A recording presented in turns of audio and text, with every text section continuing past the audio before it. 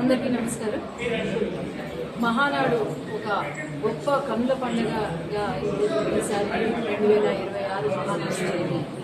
మొట్టమొదటిసారిగా డిజిటల్ ఒక హైబ్రిడ్ వెరైటీగా క్లస్టర్లో ప్రతి క్లస్టర్లో కూడా రాష్ట్ర వ్యాప్తంగా ఈరోజు మహానాడు చేసుకున్నారు అంటే చాలా గర్వంగా చెప్పుకోవాలి. దాదాపు 17 లక్షల మంది కార్యకర్తలు పాల్గొన్నారు. వరల్డ్ రికార్డ్ సృష్టించారు ఈరోజు. ఎందుకంటే ప్రతి మీటింగ్కి 5-6 లక్షల మంది కన్నా ఎక్కువ ఈసారి ప్రతి క్లస్టర్ ప్రతి ఇంటి నుంచి 2-3 వెళ్ళి ఈరోజు పాల్గొన్నారు అంటే తెలుగుదేశం పార్టీ పైన ఉన్న ప్రేమ ఏంటో కార్యకర్తలకు అనేది ఈసారి తెలియడం జరిగింది. అట్లాగే ఈ మహానాడు స్పెషల్ ఏంటంటే తెలుగుదేశం పార్టీ అక్కా చెల్లెమ్మల గౌరవాన్ని కాపాడుతూ అట్లే మహిళలకు ప్రాధాన్యత ఇస్తూ ఈసారి 33% రిజర్వేషన్ ఖచ్చితంగా అమలు చేస్తుంది అని ఈ వచ్చే ఎన్నికలకు విమెన్ రిజర్వేషన్ బిల్లు ఉన్నా లేకుండా సరే 33% రిజర్వేషన్ అమలు చేస్తున్నాము అని మన వర్కింగ్ ప్రెసిడెంట్ నారా లోకేష్ గారు చెప్పడం అనేది ప్రతి ఒక్క మహిళ గర్వించదగిన విషయం. ఆనాడు ఎన్టీ రామారావు గారు మహిళల కోసం పెట్టిన నా అక్క చెల్లెమ్మల కోసం పార్టీ పెట్టినాను అని ఆనాడు చెప్పారు.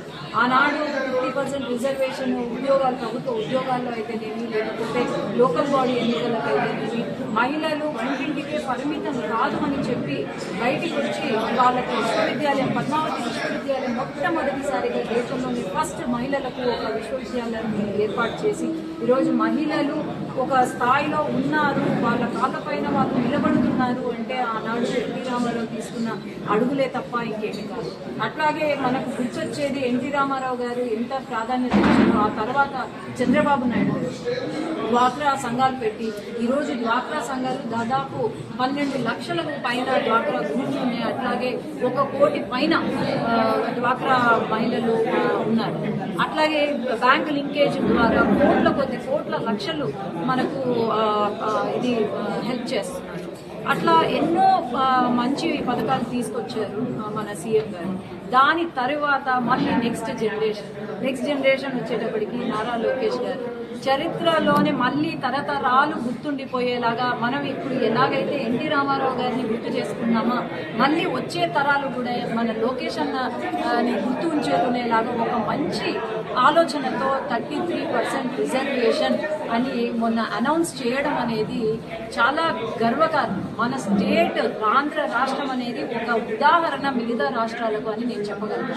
మహిళలు అనే వాళ్ళు కేవలము ఎన్నికల సమయంలో ఓట్ల కోసమే కాదు, మహిళలు అనే వాళ్ళు నాయకత్వం కూడా వహించాలి అని చెప్పి ముందుకు తీసుకెళ్ళాలి.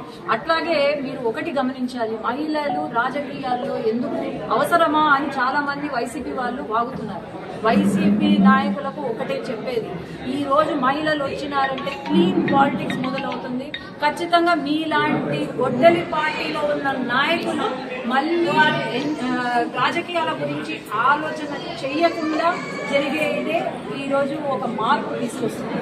అట్లాగే ఒక మహిళ చదువుకుంటే కుటుంబం ఎంత బాగుపడుతుందో మహిళలు రాజకీయాల్లోకి వస్తే కూడా దేశం రాష్ట్రం కూడా బాగుపడుతుంది అనే ముఖ్య ఉద్దేశంతో ఈరోజు మహిళా రిజర్వేషన్ 33% చేసి ముందు ఎన్నికలలో మహిళల సత్తా ఏంటో చూపిస్తాము అని